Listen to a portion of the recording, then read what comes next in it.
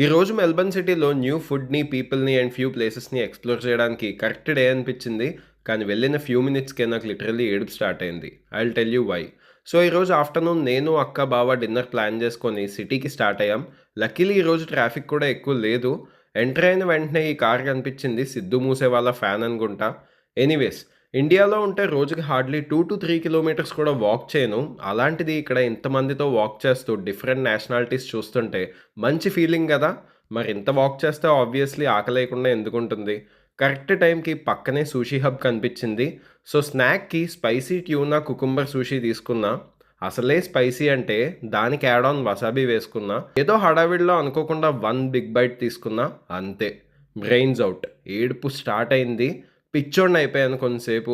Next 30 minutes నా ఏడుపు ఆపుకోవడానికే నాకు సరిపోయింది. డే అయిపోలేదు, ఇంకా ఉంది. సో, నెక్స్ట్ 2 పార్ట్స్‌లో రిమైనింగ్ డే అప్‌లోడ్ చేస్తా. Till then see you.